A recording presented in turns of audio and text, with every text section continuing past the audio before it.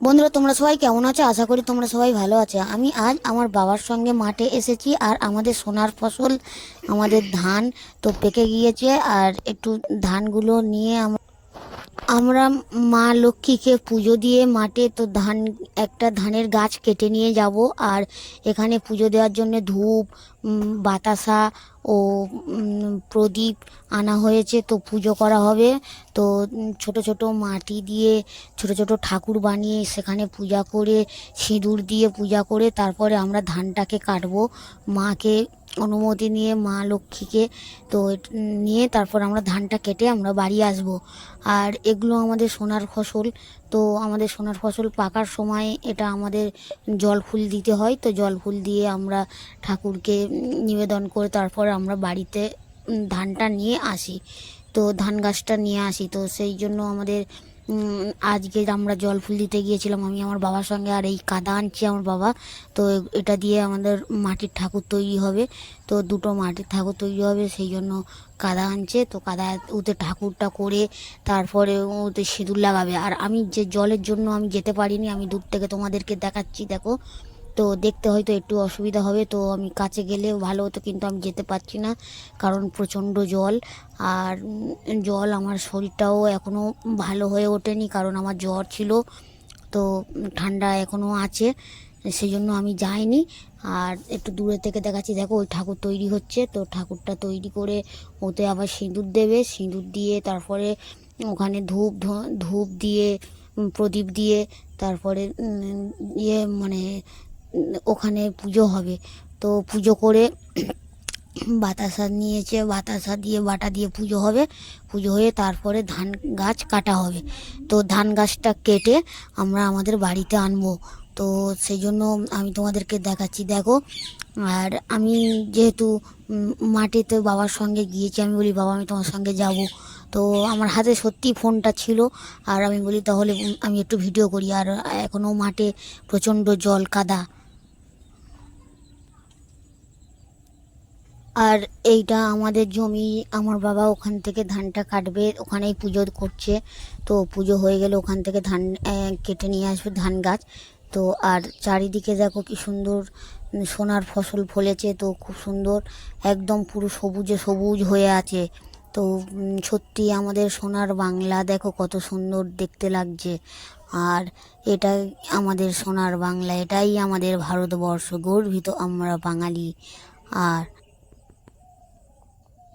আমার বাবা ও আমরা কৃষকের পরিবার। তো কৃষকের কৃষিকাজ। তো আমাদের দেখো কত সুন্দর চারিদিক, পুরো একদম প্রকৃতিটাকে কত সুন্দর লাগছে। তো আমার তো খুব ভালো লাগে। আর এই মাঠ ঘাট, গ্রামের যে পরিবেশ, সত্যি এগুলো খুব সুন্দর। আর এইদিকে আমার বাবাও এখনও পুজো করছে। তো পুজো তো বললে তো পুজো হয় না। তো সেখানে এইবারে আমার বাবা যাচ্ছে ধান কাটতে। তো ধানটা একটু দূরে থেকে কাটছে, যে জায়গাটা একটু ভালো মানে ধানটা আছে, তো সেই জায়গা থেকে ধান কাটছে। তো ধানটা কাটার জন্য আমার বাবা যাচ্ছে। আর মাঠে জলটা ডিঙিয়ে ডিঙিয়ে যেতে একটু দেরি হচ্ছে, কারণ নিচে তো জল অনেকটা করে। তো সেই জন্য একটু যেতে একটু দেরি হচ্ছে। আমাদের কবি দ্বিজেন্দ্রলালের সেই কবিতাটা মনে পড়ে গেল। ধনধান্যে পুষ্পে ভরা আমাদেরই বসুন্ধরা, তাহার মাঝে আছে দেশ এক সকল দেশের সেরা, ও সে স্বপ্ন দিয়ে তৈরি সে দেশ স্মৃতি দিয়ে ঘেরা। এমন দেশটি কোথাও খুঁজে পাবে না কো তুমি, সকল দেশের রানী সে যে আমার জন্মভূমি, সে যে আমায় জন্মভূমি। তো সত্যি সুন্দর প্রকৃতি আর আমাদের গ্রাম্য পরিবেশ। আর কৃষক না থাকলে কোনো মানুষ বাঁচবে না, কারণ কৃষকরাই আজ উৎপাদন করে বলে তবে সব মানুষ খেয়ে বাঁচে। তো কৃষকদেরকে দরকার।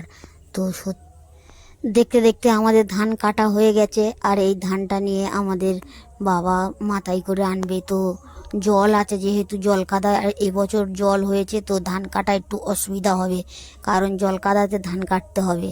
তো জল সেই জন্য যে মাথায় করে আনতে, ওখান থেকে আনছে, এনে এবারে বাইরে থেকে পুজোর যে ডালাটা নেবে, তারপরে প্রদীপ নেবে, নিয়ে ওখান থেকে মাথায় করে ওই আনছে, মাথায় করে নেবে, নিয়ে বাড়িতে ঢুকবে। আর বাড়িতে এসে হয় গোলাতে রাখতে হয়, আর নইলে খোলা যে ঘরের চাল, তো ঘরের চালের মাথায় রাখতে হয়। তো এটা যেখানে সেখানে রাখতে নেই। আর এটাই হলো আমাদের মেন। প্রথম হচ্ছে কি আখ, যেটাকে আখ বলে, প্রথম তুলতে হয় কেটে। তো এই ধানটাকে আমরা প্রথম কালকে পুজো দিয়ে কাটা হলো। আর এটাকে আমরা বলি জল ফুল।